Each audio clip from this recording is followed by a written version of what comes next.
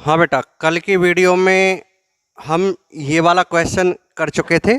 अब इससे आगे और क्वेश्चन लेते हैं हम, वही कूलाम पर बेस्ड। ठीक है, तो इस तरह के कॉन्सेप्ट आपने अच्छे तरीके से कर लिए।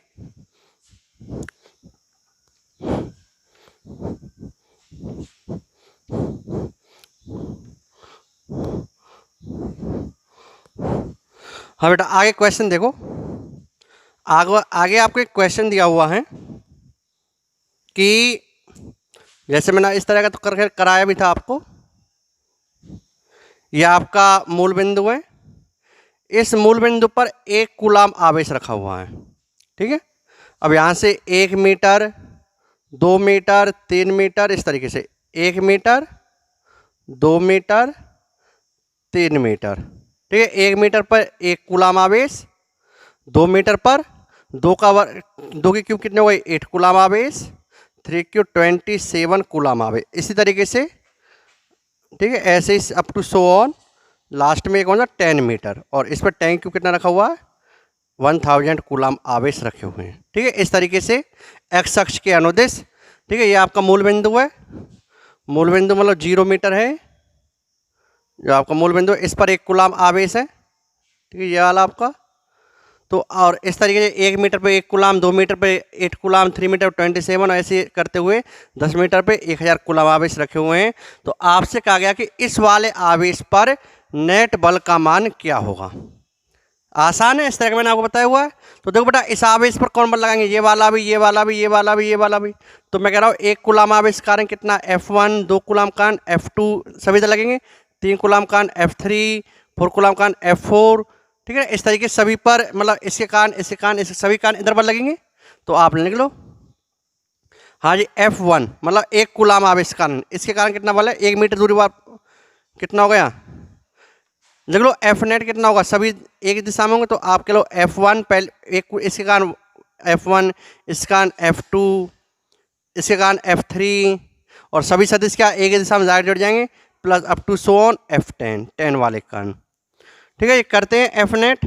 तो F1 कितना बेटा आपका देखो, F1 कितना 1 कूलाम आवेश कारण कितना होगा K, Q1 कितना आपका 1, Q2 कितना होगा Q और 1 का स्क्वायर, प्लस F2 कितना आपका K, Q1 कितना आपका 1, Q2 कितना आपका 8 और कितनी दूरी है 2 का स्क्वायर, प्लस K, Q1 कितना आपका 1, Q2 कितना आपका 27 डिवाइड बाई दूरी कितनी है 3 का square, plus up to so on K, Q1 कितना आपका 1, Q2 कितना आपका 1000 डिवाइड बाई 10 का स्क्वायर। क्लियर। तो जब इसे हम सॉल्व करेंगे तो K यहाँ पर कितना हो जाएगा 2 की पावर 4, 4 दूने 2K, 3 की पावर 9, 9 से 3 बार 3K, plus up to so on, plus 100, 100 से कितने बार गया 10K, नेट फोर्स आया। तो अब इनका सम ये तो आपकी जीपी सीरीज हो गई। तो जीपी सीरीज का AP series, sorry AP series का सम क्या होता है, एपी सीरीज का आपने शायद पढ़ा होगा। जैसे के कॉमन ले लें यहाँ से, तो ये तो 1 plus 2 plus 3 plus up to so on plus आपका 10। ठीक है, तो एस एन क्या होता है आपका, मुझे ध्यान नहीं थोड़ा सा, n/2 upon a plus L होता है क्या। ठीक है, शायद ये होता है ना, n number of terms, number of term कितनी आपकी 10, और a कितना आपकी फर्स्ट टर्म, n एल क्या आपकी लास्ट टर्म। तो देख लेना, मुझे थोड़ा सा पक्का नहीं है कि n/2, n कितना आपका 10/2, a कितना आपका 1 और ये l कितना आपका 10। तो यहाँ से कितना आ गया, ये तो ए पी सीरीज हो गई ना, तो इसका कितना हो गया 5K इंटू 11, तो कितना आ गया 55K। थोड़ा सम को देख लेना, ए पी सीरीज का सम क्या होता है, ये आपने 10th क्लास में पढ़ा होगा, मेरे अकॉर्डिंग तो शायद यही है, मैं पक्का कंफर्म नहीं हूँ। ठीक है, तो इस तरीके से ये क्वेश्चन सॉल्व होगा। क्लियर। हाँ बेटा, नेक्स्ट क्वेश्चन देखो, अगला क्वेश्चन देखते हैं।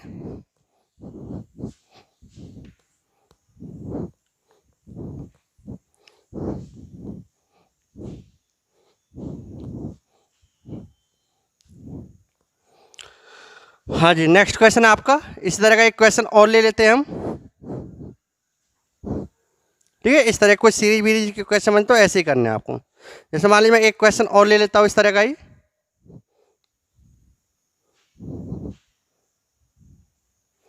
ठीक है।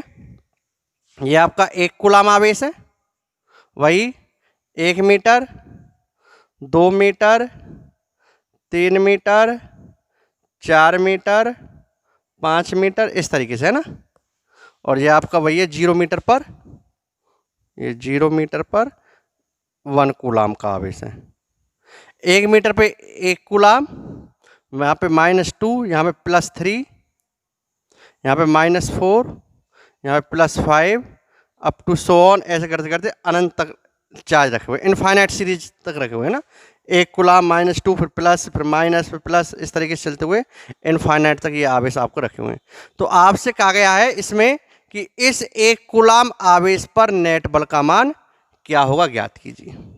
तो क्या बेटा, अब देखो इसके कारण बल किधर होगा, बाहर की ओर। मैं कह रहा हूँ बाहर वाला पॉजिटिव, और इस कारण क्या होगा, अंदर की ओर, अंदर वाला नेगेटिव। ये मान लें, ठीक है। मेरी साइन कन्वेंशन क्या है, इधर वाला पॉजिटिव और इधर वाला नेगेटिव। मैं ये ले रहा हूँ, ये तो मेरे ऊपर है, किसी को मैं पॉजिटिव नेगेटिव मान सकता हूँ। तो देखो पॉजिटिव वाले आवेश का बल इधर लगेगा, तो वो पॉजिटिव और नेगेटिव का बल किधर लगेगा, इधर क्यों लगेगा, नेगेटिव। तो एफ नेट क्या होगा आपका, मैं कह रहा हूँ इसके कारण F1, दूसरे कारण F2, तीसरे कारण F3। तो ये कैसा होगा आपका नेगेटिव, ये कैसा होगा पॉजिटिव, फिर नेगेटिव, फिर कैसा होगा positive, plus up to so on, ऐसे इनफाइनाइट तक चलते जाएंगे। क्लियर। तो एफ नेट कितना आ गया आपका, F1 कितना बेटा आपका, F1 है, इसके कारण कितना बल होगा, कितना होगा देखो, K Q1 कितना 1, Q2 कितना आपका 1 डिवाइड। यहाँ पे केवल परिमाण लेना, चिन्ह नहीं लेने, क्योंकि बल को सॉल्व करते समय ध्यान रखना, सदिश राशि को सॉल्व करते समय केवल मैग्नीट्यूड लेते, चिन्ह नहीं लेते। नेगेटिव है, चाहे आवेश नेगेटिव हो चाहे पॉजिटिव, आपको पॉजिटिव लेना है। नेगेटिव, ठीक है, नेगेटिव पॉजिटिव जो साइन है वो केवल दिशा में चेंज करते हैं। तो यहाँ पे हमने देख लिया पॉजिटिव का दिशा बाहर की ओर, नेगेटिव का दिशा अंदर की ओर। तो इसलिए यहाँ पे नेगेटिव का हमने अंदर की ओर थे, इसलिए नेगेटिव ले लिया हमने, ठीक है। तो आप यहाँ पे केवल परिमाण रखना, दूरी कितनी यहाँ पे 1 का स्क्वायर, प्लस F2 का देखो बेटा, F2 का कितना है, K Q1 कितना 1, Q2 कितना आपको -2 नहीं लेना, यहाँ पे 2 लेना है, डिवाइड बाई दूरी कितनी होगी यहाँ से 0, इस पर निकालना ना 2 का स्क्वायर, प्लस सॉरी ये तो यहाँ नेगेटिव आएगा ना, यहाँ पे नेगेटिव है, प्लस F3 का कितना आएगा, K Q1 कितना 1, Q2 कितना आपका 3, डिवाइड बाई दूरी कितनी है 3 का स्क्वायर, फिर नेगेटिव K Q1 कितना आपका 1, Q2 कितना आपका 4, डिवाइड दूरी कितना आपका 4 का स्क्वायर। इस तरीके से चलता हुआ plus up to so on infinite तक ये सीरीज चलती रहेगी। तो आपका जो नेट वाला एफ नेट वो कितना आ गया, K बेटा यहाँ पे 2 का स्क्वायर, 2 से स्क्वायर कैंसिल कितना आ गया -K/2, यहाँ पे 3 का स्क्वायर है, 3 कैंसिल क्या आ गया प्लस K/3, ऐसे यहाँ पे 4 का स्क्वायर है, 4 कैंसिल -K/4, इस तरीके plus up to so on infinite तक ये सीरीज चलती रहेगी। क्लियर बेटा। तो यहाँ से अगर हम एफ नेट निकालें तो एफ नेट क्या आएगा, K कॉमन सम में बेटा 1 - 1/2 प्लस 1/3 minus 1/4 plus up to so on infinity. Clear. तो यहाँ से जो आपकी एफ नेट आ गया, ठीक है, एफ नेट कितना आएगा आपका। तो अब देखो ये जो सीरीज है ये मैथमेटिक्स में कुछ आपने पढ़ा होगा, मैथमेटिक्स में एक इक्वेशन होती है log 1 + x, natural log x, log 1 + x की जो सीरीज होती है इसका फॉर्मूला होता है x - x² / 2 फैक्टोरियल या 2 प्लस x³ 2 फैक्टोरियल 2 ही होता है ना, x³ / 3 minus x4/4 plus up to so on infinity. ये log 1 + x की सीरीज का फॉर्मूला है, ये आपको ध्यान रखना। log 1 + x सीरीज का फॉर्मूला क्या है, x - x² / 2 plus x³ / 3 minus x4/4 plus up to so on infinity.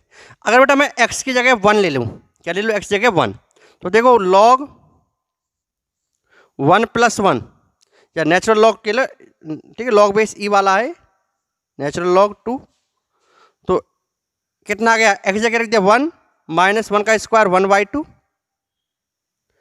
Plus 1 की cube 3 1/3 minus 1/4 plus up to so on infinity. तो ऐसा कुछ तो ये है ना, तो सोलह ये जो टर्म है ये टर्म किसके इक्वल हो गई, log 2 के। तो एफ नेट कितना आ गया आपका, एफ नेट आ गया के नेचुरल log 2। तो ये आपका क्या आ गया, नेट बल आ गया किस पर, 1 कूलाम के आवेश पर नेट बल। क्लियर बेटा। तो इस तरीके से ये क्वेश्चन आपका सॉल्व होगा, नोट कीजिए। आगे देखते हैं।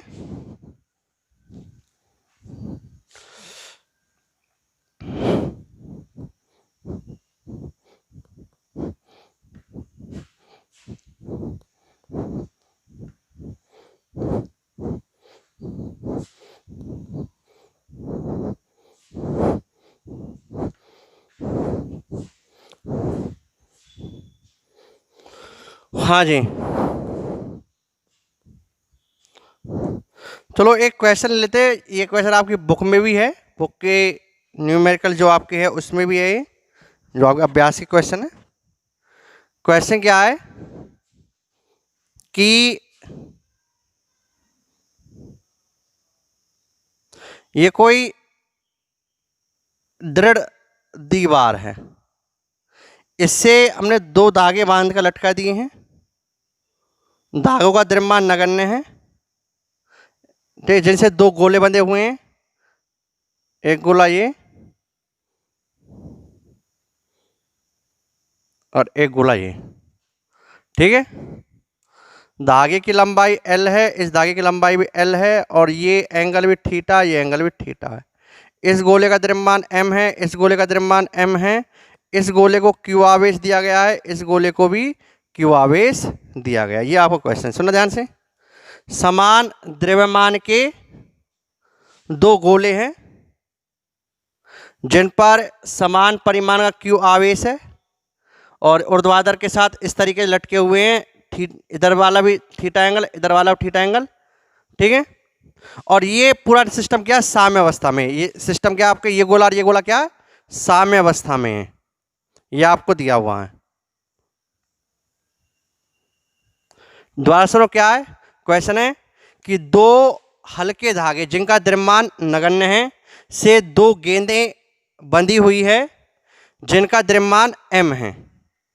इन दोनों गेंदों को कोई आवेश q दिया गया है और q, ठीक है, दोनों गोलों को समान आवेश q दिया गया है और q आवेश देने पर ऊर्ध्वाधर के साथ इस तरीके चित्रानुसार थीटा कोण वाली स्थिति पर आकर ये दोनों गेंद किस अवस्था में आ गई, साम्य अवस्था की स्थिति में आ गई हैं। ठीक है, ये साम्य अवस्था की स्थिति में आ गई है। धागों की लंबाई L है, तो बताओ Q का मान क्या होगा। साम्य अवस्था की स्थिति में आने के बाद जब ये इस स्थिति पर साम्य अवस्था में आ गई तो Q का मान क्या होगा, ये आपको निकालना है। क्वेश्चन में आ गया होगा। ठीक है, अब इस क्वेश्चन को बेटा हम सॉल्व करते हैं। इसका सॉल्यूशन देखो, अच्छा क्वेश्चन है। इस तरह क्वेश्चन कैसे सॉल्व होगा।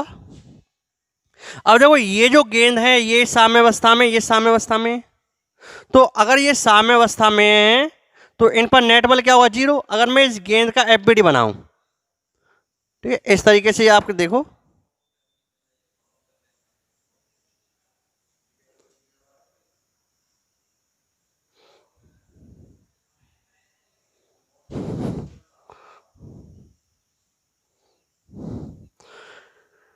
ये वाला एंगल आप कितना हो गया, थीटा, और ये वाला एंगल क्या आपका थीटा। क्लियर। जब मैंने इसको क्यू आवेश दिया, ये इनके बीच दूरी हो गई।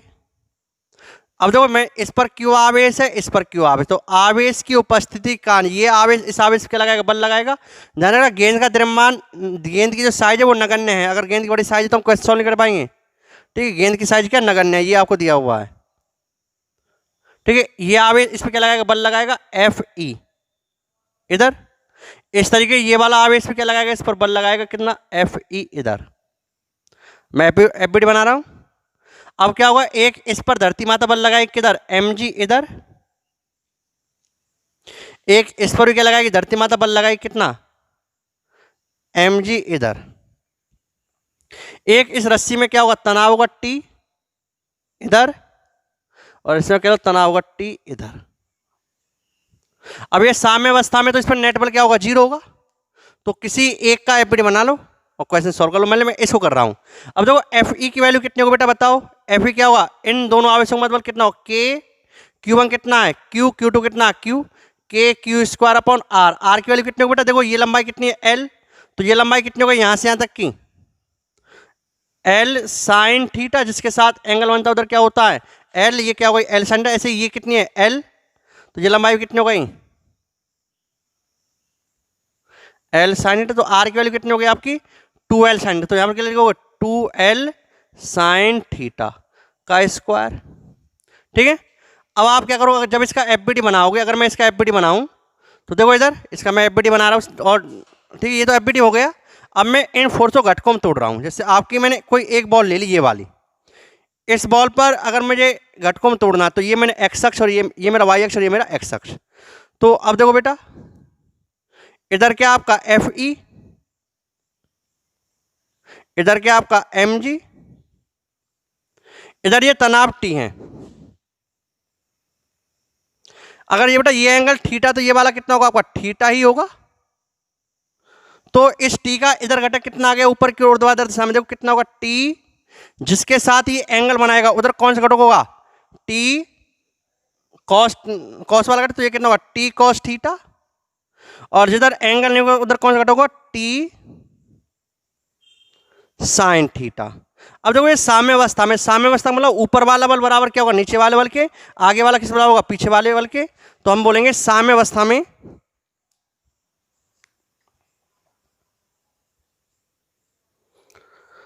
साम्य अवस्था में क्या होगा टी साइन थीटा बराबर एफ ई और टी कॉस थीटा बराबर एम जी। ठीक है, ऊपर वाला इधर वाला बराबर इधर वाला, ऊपर वाला बराबर नीचे वाला। तो यहां से क्या है बेटा टी, अगर ये इक्वेशन मेरी 1 है, ये इक्वेशन मेरी 2 है, अगर मैं समीकरण 1 को भाग देता हूं किससे 2 से, अगर मैं 1 को 2 से भाग दूंगा तो क्या आएगा देखो इधर साइन थीटा, टी से T cancel, T sine theta अपन लिख दो, चलो T cos theta equal to आ गया F E divide by M G. तो टी ने टी को मार दिया तो टेन थीटा बराबर क्या आ गया F E divide by M G. तो एफ ई इक्वल टू क्या आ गया एम जी टेन थीटा। अब एफ ई किसके इक्वल है, एफ ई अगर हम देखें तो एफ ई की वैल्यू मैंने लिखी हुई कितनी है के की स्क्वायर अपॉन 12 साइन पूरे का स्क्वायर। तो यहाँ पर मैं लिखता हूँ एफ ई क्या के क्यू स्क्वायर अपॉन ये कितना आ जाएगा 4l square sine square theta equal to क्या आ गया एम जी टेन थीटा। तो क्यू स्क्वायर की वैल्यू कितनी आ गई M G tan theta into 4l square sine square theta divide by के।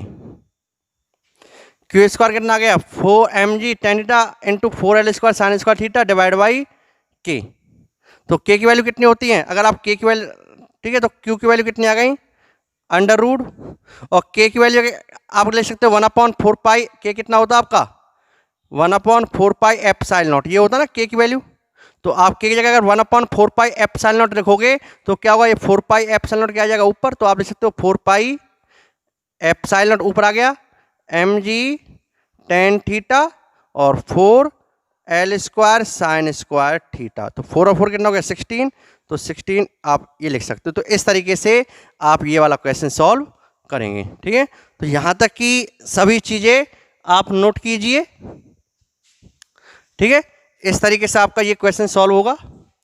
अब इस क्वेश्चन में कई स्थितियां बन जाती है बेटा कंपटीशन एग्जाम में, तो चलो अब डिस्कस करेंगे।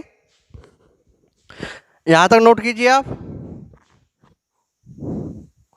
अब आपकी बुक में ही एक अभ्यास के क्वेश्चनों में इसी पर बेस्ड एक क्वेश्चन और दिया हुआ है, उसे भी हम कर लेते हैं।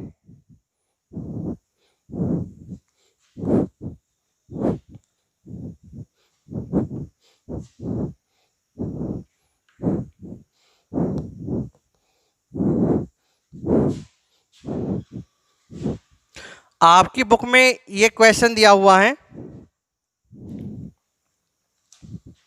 जैसा मुझे ध्यान है ये दो बॉल है, यही ये निकाय साम्य अवस्था में है,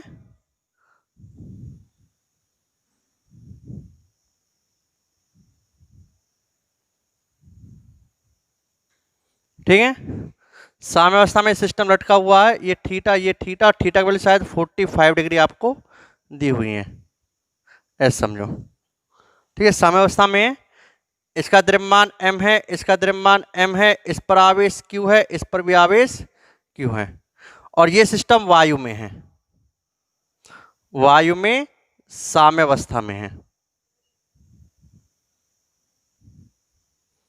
ठीक है, इस तरीके से। अब अगला क्वेश्चन ये है कि इस पूरे सिस्टम को मैंने एक माध्यम में रख दिया। जब मैंने इसे माध्यम में रखा तो मैंने क्या देखा कि माध्यम में रखने पर जो स्थिति पहले थी साम्यावस्था की, मतलब 45 डिग्री एंगल, वही m द्रव्यमान वो सब चीज सेम है, q आवेश, और इस पूरे सिस्टम को मैंने किस में रख दिया, किसी माध्यम में डुबो दिया है ना, किसी माध्यम के अंदर डुबो दिया। ये कोई माध्यम है जिसके अंदर मैंने इसको डुबो दिया है, ये आपका माध्यम में है। तो माध्यम में भी साम्यावस्था पर इसी स्थिति में रहता है, साम्यावस्था में है, मतलब इसी स्थिति पे रहता है। माध्यम में भी जो स्थिति वायु में साम्यावस्था, वही स्थिति इस माध्यम में रहती है, साम्यावस्था पर कोई चेंज नहीं आता। तो मेरा क्वेश्चन ये है कि इस माध्यम का परावैद्युतांक, इस माध्यम का परावैद्युतांक क्या होगा। ठीक है, ये आपको बताना कि अगर इस सिस्टम के एंगल में कोई चेंज नहीं आ रहा है तो इस माध्यम का परावैद्युतांक क्या होगा। करे बेटा, अब इस क्वेश्चन को हम सॉल्व करते हैं। ठीक है, इसका सॉल्यूशन देखो, सॉल्व करते इसे। अगर मैं वायु में बात करूं, किसमें, वायु में, तो वायु में अगर मैं बात करूं बेटा, मैं एक बॉल को दर्शा रहा हूं, तो मुझे पता है कि ये बॉल साम्यावस्था में, तो इस पर नेट बल दर्शा रहा हूं, तो इस पर नेट बल क्या होगा, इधर होगा mg,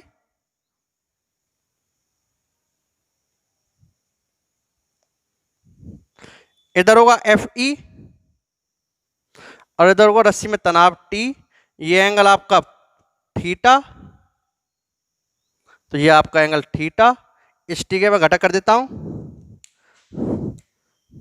ठीक है, टी का इस लाइन के अंदर घटक हो गया टी कॉस थीटा, और इस टी का इस लाइन के अंदर हो गया टी साइन थीटा। ये आप क्या, वायु में है, तो हम बोलेंगे साम्यावस्था में क्या होगा,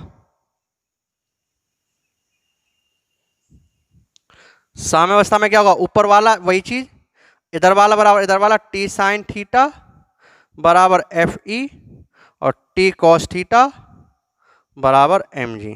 तो ये इक्वेशन 1, ये इक्वेशन 2, डिवाइड कर दो 1 भाग में 2 से। जब मैं एक को 2 से भाग दूं क्या आएगा, sine theta upon cos, T से टी कैंसिल हो जाएगा, equal to Fe by mg। तो ये भी आपको वैसे ध्यान रखना चाहिए डायरेक्ट। तो यहां से क्या आया, टेन थीटा बराबर Fe बटे mg। ठीक है, जरूर नहीं आपको थीटा की वैल्यू दियो आपको, चलो ये दिया हुआ है ना, ये इक्वेशन नंबर 1। अब क्या है, अगर मैं इसकी बात किस में करता हूं, माध्यम में, चलो यहां लिख देता हूं मैं। ठीक है, जब ये माध्यम में है, ये पूरा सिस्टम किस में है, माध्यम में है। जब ये माध्यम में है, ये बॉल हो गई भाई, ये आपका वर्टिकल एंगल आपका चेंज हो ही नहीं रहा, ये आपका थीटा ही है, वही चीज। अब क्या होगा बेटा, Ft इधर, mg इधर। अब देखो माध्यम में जो बल होता है, क्योंकि आपको पता है जो कूलाम बल है वो माध्यम में डिपेंड करता है, वायु में बल F0 है तो माध्यम में बल कुछ अलग होगा। तो मैं कह रहा हूं माध्यम में जो बल है वो Fe न होकर अब कितना, Fe डैश। क्लियर। और आपको पता है कि जब भी कोई पिंड किसी द्रव में डुबोया जाता है तो उस पिंड पर एक उत्प्लावन बल लगता है। आपको ध्यान होगा कि उत्प्लावन बल के बारे में मैंने आपको बताया, थ्रस्ट फोर्स जिसे बोलते हैं, कि जब भी हम किसी पिंड को हम किसी माध्यम में डुबोते हैं तो उस माध्यम द्वारा उस पिंड पर ऊपर की ओर एक बल लगता है, उत्प्लावन बल, और उस बल का मान क्या होगा, हटाए गए द्रव के भार के बराबर। तो बेटा हटाए गए द्रव के भार के बराबर मैं कर रहा हूं, ठीक है ना। तो मैंने कह रहा हूं इस द्रव का घनत्व कितना है, हटाए गए द्रव का भार कितना, m डैश जी। m डैश जी क्या है यहाँ पे, m डैश जी का मतलब है ये किसके बराबर, ये चीज क्या कहलाएगी, Fb, उत्प्लावन बल Fb। m डैश जी क्या, हटाए गए, उत्प्लावन बल, उत्प्लावन बल। ठीक है, द्रव का भार, ठीक है, और mg क्या, पिंड का भार। तो अगर मैं इसको यहां पे दिखाऊं तो अब देखो इस डायग्राम को मैं कुछ ऐसे दिखा सकता हूं। ये आपकी वर्टिकल लाइन है, ये हो गया, इधर एफ ई डैश, इधर नेट फोर्स कितना हो गया, mg minus K F B, mg minus K F B है ना उत्प्लावन बल आपका नेट नीचे की ओर, और ये आपका टी, ये आपका थीटा। तो देखो यहां से जैसे टेन थीटा कितना है, यहां से टेन थीटा कितना आया, F E divide by M G. तो इसी तरीके से यहां पर भी टेन थीटा क्या आएगा, अब या तो आप करके देख लो टी कॉस थीटा बराबर ये नीचे वाला और टी साइन थीटा बराबर ये वाला, या फिर आप डायरेक्ट ले सकते हो, ठीक है। इसी प्रकार जो टेन थीटा आएगा यहां से वो क्या आएगा, एफ ई डैश बटे M G minus K F B. Clear.